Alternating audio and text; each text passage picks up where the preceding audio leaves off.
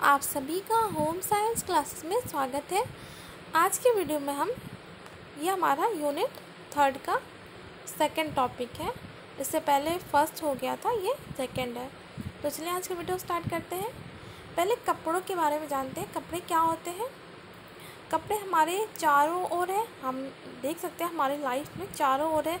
हम कपड़ों का पहनने और घर की सजावट के लिए भी करते हैं और ये हमारे जीवन के लिए महत्वपूर्ण भाग है। कपड़े आराम और ऊष्मा प्रदान करते हैं। इनमें विभिन्न रंग, सजावट, शैलियाँ और बुनावट होती है। कपड़े क्या करती है, हमें आराम प्रदान करती है। जैसे कि गर्मी के मौसम में हल्के कपड़े पहनते हैं तो हमें आराम मिलता है। और वही बात करें अगर ठंडी के मौसम में हम कपड़े पहनते हैं, क्यों पहनते हैं? क्योंकि हमें ठंड से बचाती है। जैसे बारिश के मौसम के लिए अलग कपड़े, ठंड के अलग, और घर की साज सजावट के लिए भी अलग कपड़े होते हैं। जैसे हमारे घर के जो पर्दे होते हैं वो भी एक कपड़ा ही है। हम बेड शीट जो बिछाते हैं वो कपड़ा है। तो हमारे जीवन में बहुत ही महत्वपूर्ण होता है, बहुत ही महत्वपूर्ण भाग है कपड़ों का। अब बात करते हैं कपड़े से धागे तक। पहले कपड़े का निर्माण कैसे होता है? धागों से, और जो धागे बनते हैं वो रेशे से बनते हैं। तो आज हम पूरा जानेंगे कैसे निर्माण होता है कपड़ों का। ऊनी कार्डिगन अथवा टी शर्ट में होता है, इसकी गांठ बंधी होती है। जैसे रेशे होते हैं, ठीक है, रेशों से मिलकर धागों का निर्माण होता है और धागों से ही कपड़ों का निर्माण किया जाता है। उसकी बुनाई करके कपड़ों का निर्माण किया जाता है। और उसकी गांठ कैसी होती है? बंधी होती है, जैसे जाल अथवा लेस होते हैं, ठीक है। इन्हें सूत कहा जाता है। अगर आप सूत को खोलने का प्रयास करते हैं तो आप छोटे और स्पष्ट पतले धागे जैसी संरचनाएं पाते हैं। ये रेशे होते हैं। ये रेशे सभी वस्त्रों की मूल इकाई होती है। जैसे आपका कोई कपड़ा है, ठीक है, कोई कपड़ा है। जब आप इसके धागे को खोलते हैं तो पहले तो एक पतली बारीक सी धागा निकलता है। अगर धागा को भी खोलते हैं तो बारीक सी उसमें बहुत सारी रेशे होते हैं, ठीक है। रेशों को मिलाकर ही धागों का निर्माण होता है। एक मोटे धागे का निर्माण होता है, उन धागों से कपड़ों का निर्माण करते हैं। तो वस्त्र की इकाई क्या होती है? सूत, ठीक है, रेशे। अगर आप सूत को खोलते समय प्रयास करते तो आप उसमें स्पष्ट पतले धागे जैसी संरचनाएं पाते हैं। ये रेशे होते हैं। ये रेशे सभी वस्तुओं की मूल इकाई होती है। जैसे रेशे, सूत और कपड़ा, इन सभी वस्तुओं को वस्त्र उत्पाद अथवा वस्त्र कहा जाता है, ठीक है। ये तीनों को मिलाकर ही वस्त्र इसको कहते हैं।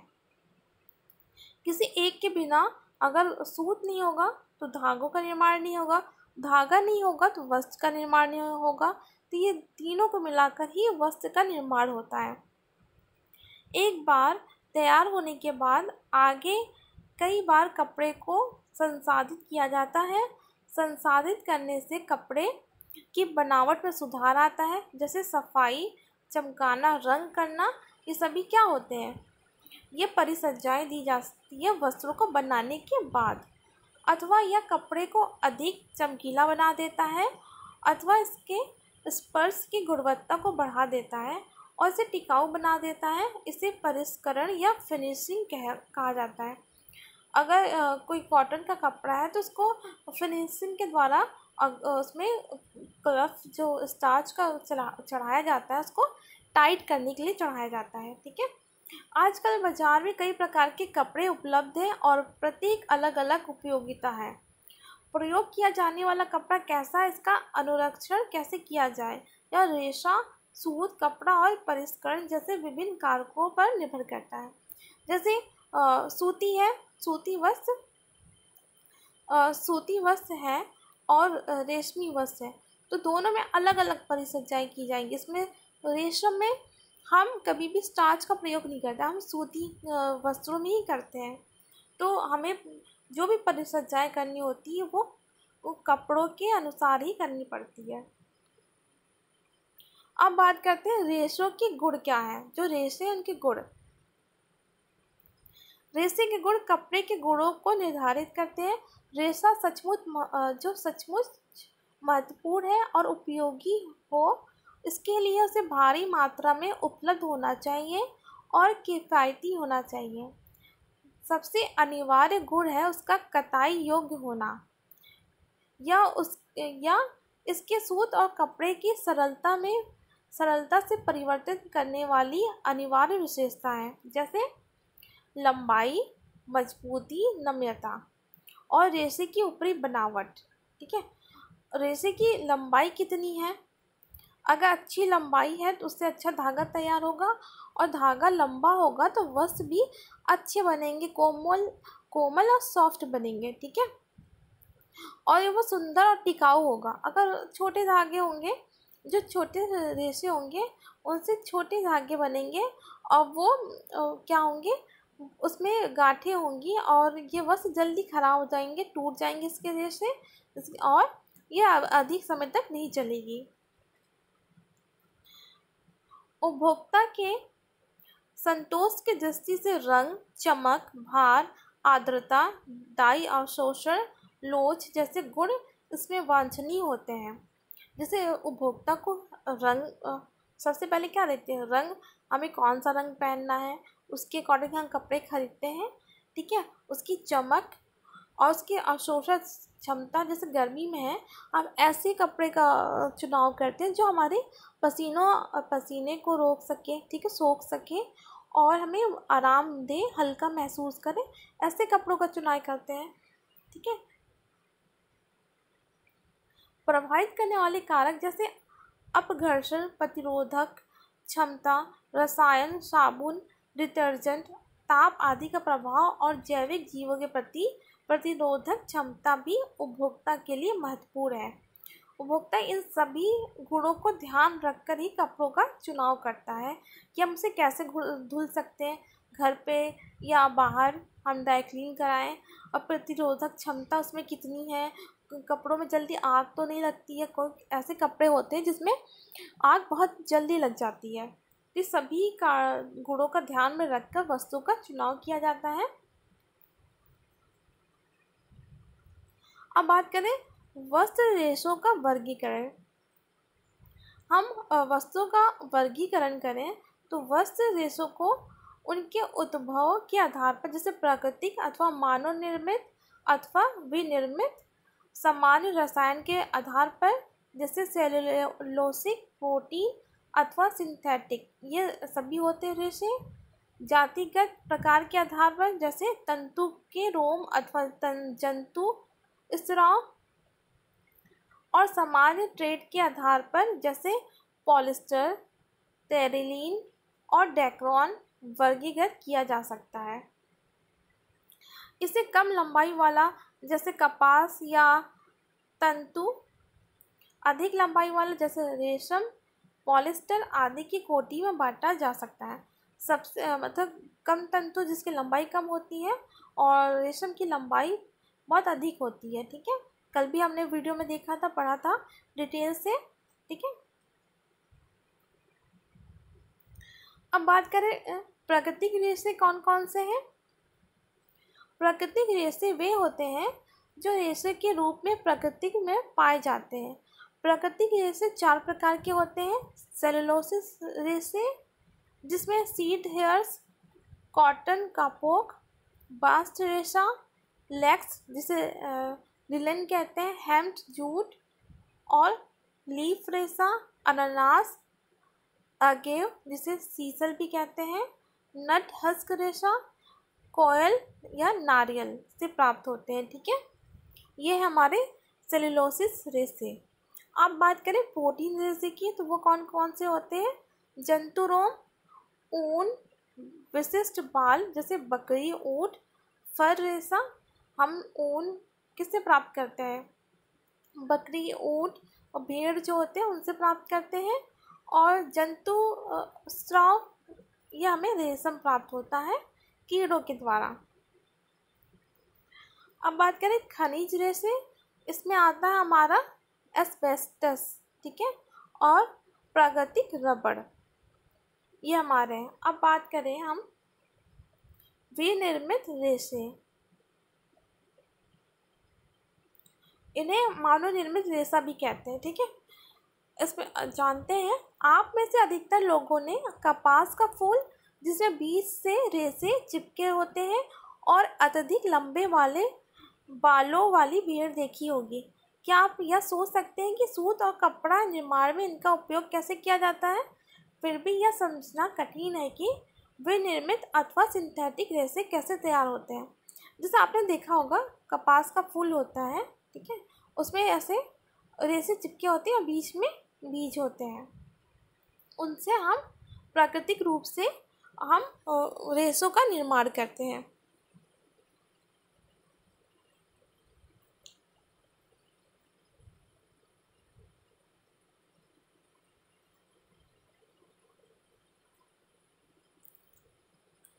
अब बात करें गैर तंतुमय सामग्री को तंतुमय प्रकार में बदलकर सबसे पहले विनिर्मित होने वाले रेशों को बनाया गया। वे मुख्यतः सेलुलोसिस पदार्थ जैसे कपास, अपशिष्ट अथवा लकड़ी की लुगदी से बनाए गए थे।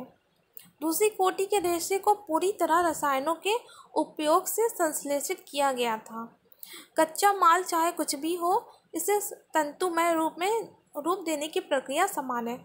आप किसी भी रेशे को बनाते हैं तो उसकी प्रक्रिया समान होती है। ठोस कच्चे माल को विशिष्ट संयानता के सरल में परिवर्तित किया जाता है। ऐसा रासायनिक क्रिया विलयन, ताप अनुप्रयोग अथवा मिश्रण के कारण हो सकता है। इसे चक्रण घोल, स्पिनिंग सेलुलेशन कहा जाता है। आप देख सकते हैं मशीन, ठीक है। इस घोल को सिस्पिनरेट, बहुत छोटे छिद्रों वाली सीरीज वाले एक छोटे थिम्बल आकार के चंचू से ऐसे स्थान से डाला जाता है जिसमें यह ठोस हो जाता है अथवा पतले तंतु के रूप में जम जाता है।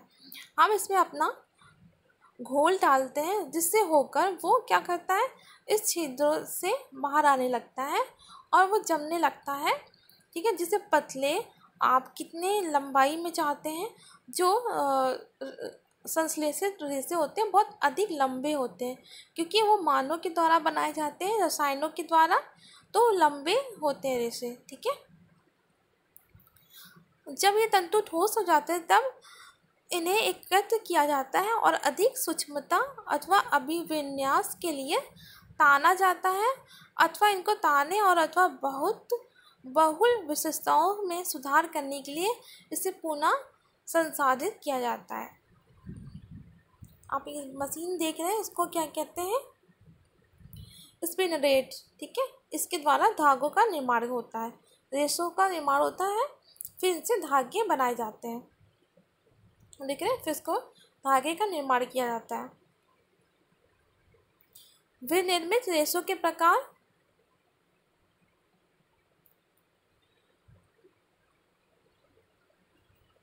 पुनर्योजित सेलुलोसिस रेशा जिसमें रेयॉन, क्यूप्रेमोनियम, विस्कोस अति आद मॉड्यूलस होते हैं, ठीक है।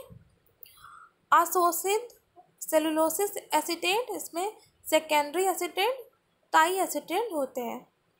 प्रोटीन जैसे अजनॉल और गैर सेलुलोसिस जिसे सिंथेटिक रेशे कहते हैं, उसमें होते हैं nylon, polyester, terylene, terylene, एक्रिलीन, ऑर्नॉल, कैस्मिलॉन, मेडिक्लीन, spandex, रबड़, ये सारे आते हैं। अब बात करें खनिज रेशे की, इसमें आता है हमारा ग्लास जिसमें फाइबर ग्लास होते हैं, मेटेलिक, लूरेक्स, ठीक है। ये हमारे सारे खनिज रेशे हैं।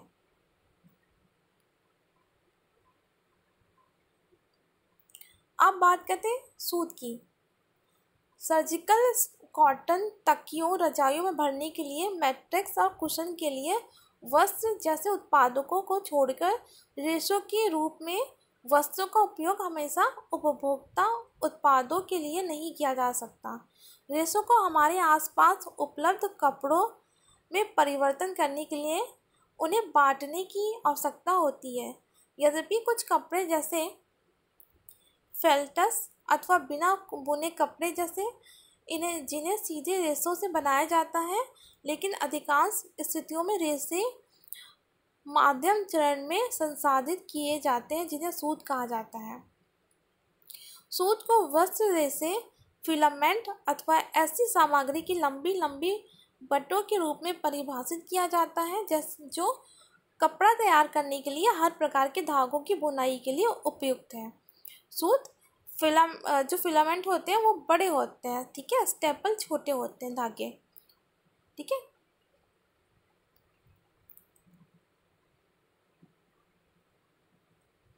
प्राकृतिक स्टेपल रेशे से सूत को संसाधित करने को कटाई कहते हैं। यद्यपि कटाई संसाधित करने का अंतिम चरण है। कटाई की प्रक्रिया के द्वारा ही हम सूत का निर्माण करते हैं, रेशे से सूत का निर्माण करते हैं। कटाई के बाद यह अंतिम प्रक्रिया होती है।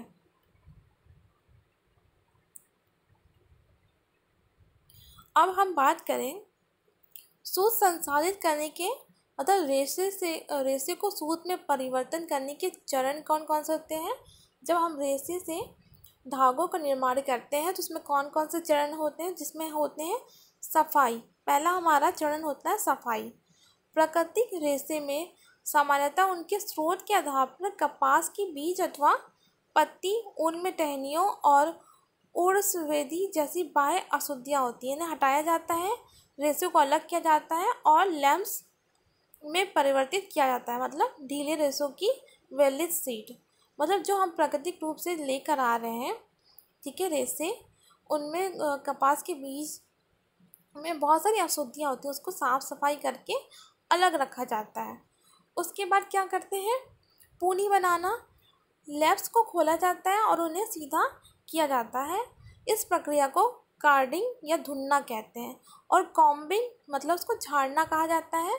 यह प्रक्रिया बालों में कंघी करने तथा ऊन पर ब्रश करने के समान कार्डिंग में रेशों का अलग अलग किया जाता है और उन्हें सीधा एक दूसरे के समांतर रखा जाता है।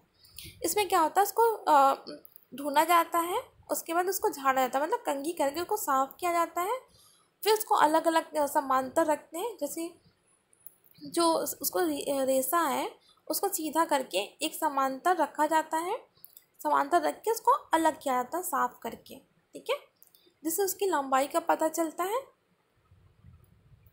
उसके बाद किया जाता है तंतुकरण, तानना और बांटना, ठीक है।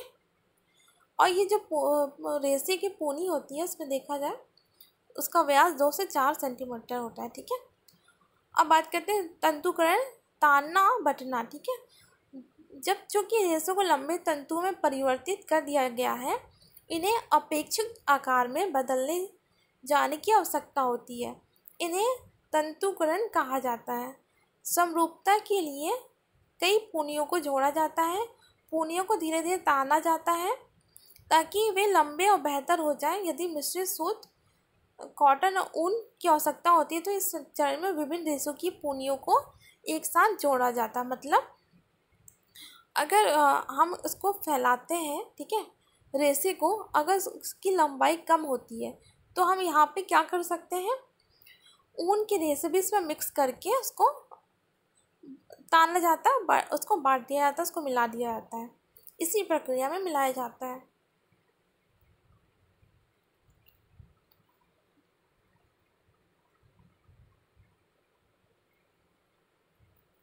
तानने के पश्चात पूनी को रोविंग मशीन, पूनी बनाने वाली मशीन में डाला जाता है, जहाँ इसे तब तक तनु किया जाता है जब तक वह अपने मूल व्यास 1/4 से 1/8 के माप की नहीं हो जाती। रेशों को जोड़े रखने के लिए इन्हें और बांटा जाता है, ठीक है। अलग चरण कटाई है, इसमें तंतु को सूत के रूप में अंतिम आकार दिया जाता है। इसे अपेक्षित शुद्धता के लिए और फैलाया जाता है और वांछित मात्रा में गूंथा जाता है और शंकु मतलब कोन पर लपेट दिया जाता है। देखिए पहले ये कपास का हमारा वो था, ठीक है, फूल, उससे अलग पोनी बनाई जाती है, उसको कंघी की जाती है, उसको बटाई करने के बाद उसका एक रेशा तैयार किया जाता है। ठीक है।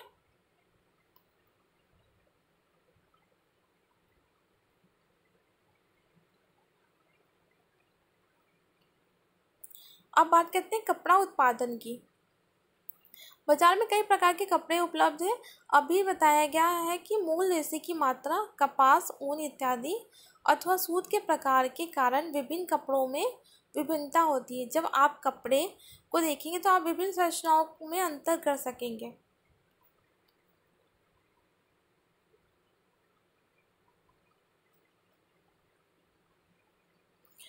अब बात करें हम, अगर सीधे रेशों से बनाए जाने वाले कपड़ों की बात करें तो उसमें दो प्रकार के होते हैं। पहला फेल्टस, जिसे नमदा कहते हैं, और बिना बुने कपड़ा ब्रॉन्डेड फाइबर वाले कपड़े हैं। ये कपड़े धुनाई और काम्बिंग के बाद, मतलब कॉम्बिंग के बाद रेशों को बात करते हैं कुछ महत्वपूर्ण रेशों की, जो हमारा भी सिलेबस में हम पहले वो पढ़ते हैं। ठीक है। कपास, परिधान और घरेलू वस्तुओं में कपास के रेशे का सर्वाधिक उपयोग किया जाता है। भारत पहला देश है जहां कपास उगाई और उपयोग की जाती है। अभी भी यह सर्वाधिक कपास उगाने वाले क्षेत्रों में से एक है। कपास के रेशे कपास के पौधों के बीज फल से प्राप्त होते हैं। प्रत्येक बीज में काफ़ी मात्रा में रुए होते हैं। जब बीज पक जाते हैं तो फली फूट जाती है। मोटाई प्रक्रिया द्वारा रेशों से बीज अलग किया जाता है और उन्हें बड़े बड़े बंडलों में कटाई के लिए भेज देते हैं। अब बात करें इसके गुणधर्म की। कपास एक प्राकृतिक सेलुलोसिस स्पेटल रेशा है, मतलब ये स्टेपल होता है, बहुत छोटे रेशे होते हैं इसके। यह सबसे छोटा रेशा जिसकी लंबाई 1 सेंटीमीटर से 5 सेंटीमीटर तक होती है। इसलिए सूत अथवा बनाया गया कपड़ा देखने में चमकहीन होता है और छूने में थोड़ा खुरदुरा होता है। वह वजन में अन्य अधिकांश रेशों की तुलना में भारी होता है। जब रेशा छोटा होगा तो उसमें क्या होगा, जोड़ होंगी और वो खुरदुरा सा होगा। कपास में नमी सोखने की अच्छी क्षमता होती है और ये सरलता से सूख भी जाती है, इसलिए गर्मियों में उनका उपयोग आरामदायक होता है। अब बात करें विभिन्न भार, सूक्ष्मता, बनावट तथा परिष्करण वाले सभी वस्त्र कपास के सूत से बनते हैं, जैसे मसलिन, कैम्ब्रिक, पापलिन, लंबे कपड़े, कैसमेंट, डेनिस चादर बनाने का वस्त्र और परिष्करण और फिनिशिंग सामग्री इत्यादि कुछ सूती कपड़े जो बाजार में उपलब्ध है, सभी सूती से बनाए जाते हैं। अब बात करें लिनन की। लिनन एक बास्ट रेशा है जो लेक्स के पौधे के तने से प्राप्त होता है। छाल के भीतर का गुतेदार भाग बास्ट कहलाता है। रेशे प्राप्त करने के लिए तनों को लंबे समय तक पानी में भिगोया जाता है ताकि इसका नरम भाग गल जाए। इस प्रक्रिया को रेटिंग या अपगलन कहा जाता है। अपगलन के पश्चात लकड़ी वाले आग को लगा दिया जाता है, मतलब लकड़ी जो है लगा दिया जाता है आग, और लिनन के रेशों को एकत्र किया जाता है, फिर उन्हें कताई हेतु भेज दिया जाता है। अगर आप कॉटन, लिनन और भी जो रेशे उसको डिटेल से पढ़ना चाहते हैं तो आप मेरे प्लेलिस्ट में जाकर देख सकते हैं। इन सभी रेशों पर बहुत ही डिटेल से वीडियो बनाया गया है। ठीक है। और गुणधर्म की बात करें, लिनन एक सेलुलोसिक रेशा है, इसलिए इसके कई गुणधर्म कपास जैसे होते हैं। रेशा कपास के लंबा और सूक्ष्म होता है, लेकिन इससे बना सूत मजबूत और अधिक चमकीला होता है।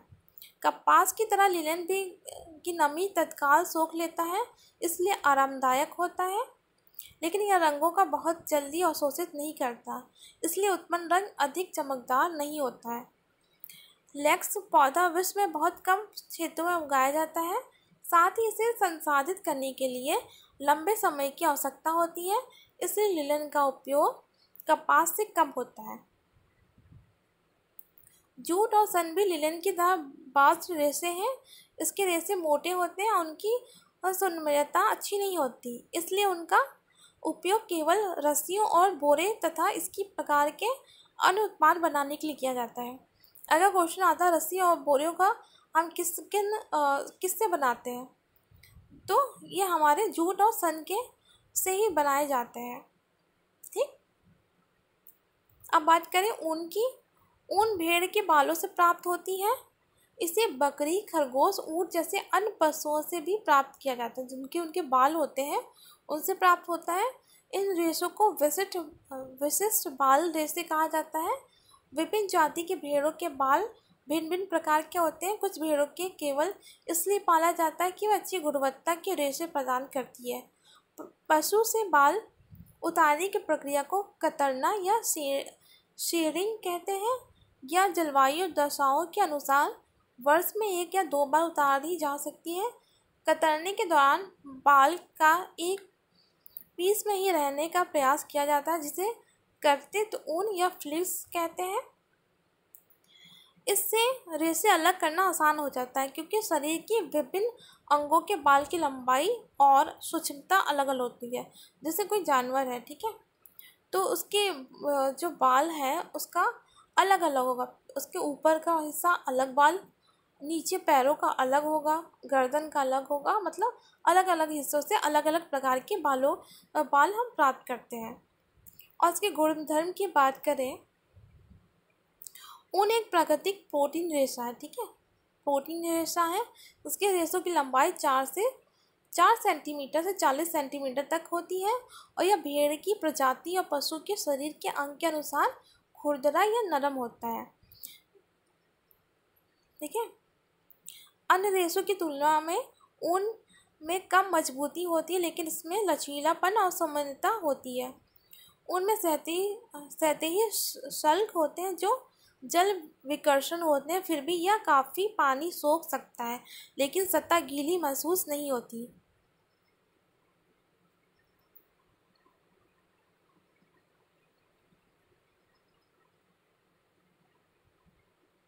बात करें रेशम की। रेशम एक प्राकृतिक तंतु है जो रेशम के कीड़ों के स्राव से निर्मित होती है। यदि रेशम नियंत्रित दशाओं में निर्मित किया जाए तो मुलायम होता है और लंबे रेशे प्राप्त होते हैं। रेशम का जो रेशा बहुत ही लंबा होता है, सबसे अधिक लंबा रेशम का होता है। रेशम के कीट पालन से क्या होता है, उसका पालन किया जाता है और इसे क्या होता है, उसको कोकून कहते हैं। उससे क्या होता है, वो उससे हमें रेशम प्राप्त होता है। उसको लपेटा जाता है, फिर उसको गर्म पानी में डालकर कीड़ा को मार दिया जाता है और उससे रेशे प्राप्त होते हैं। और इसकी गुण धर्म है उसकी बात करें तो रेशम का एक प्राकृतिक प्रोटीन रेशा है। रेशम का स्वाभाविक रंग श्वेताभ से लेकर क्रीम तक होता है। जंगली रेशम भूरे रंग का होता है। रेशम के तंतु बहुत लंबे, सूक्ष्म और चिकने होते हैं। इनकी छुती अथवा चमक अपेक्षाकृत अधिक होती है। इसमें प्राकृतिक गोंद होता है जो रेशम को विशद बनावट प्रदान करता है। जिन मजबूत रेशों से कपड़ा बनाया जाता है, रेशम उनमें से एक है। इनकी सुंदरता अच्छी और सौंदर्य दीर्घता होती है। बहुत ही चमकदार, सुंदर और टिकाऊ वस्त्र प्राप्त होते हैं रेशम से। अब बात करते हैं रेयॉन की। यह विनिर्मित सेलुलोसिक रेशा है। सेलुलोसिस इसलिए कि यह लकड़ी की लुगदी से बनता है, और विनिर्मित इसलिए कि लुगदी रसायनों से संसाधित की जाती है और इसको रेशों के रूप में पुनः निर्मित किया जाता है। अब इसके गुण धर्म की बात करें तो चूँकि रेयॉन एक विनिर्मित रेशा है, इसलिए इसके आकार एवं आकृति को नियंत्रित किया जा सकता है। इसका व्यास समान होता है और यह स्वच्छ एवं चमकीला होता है।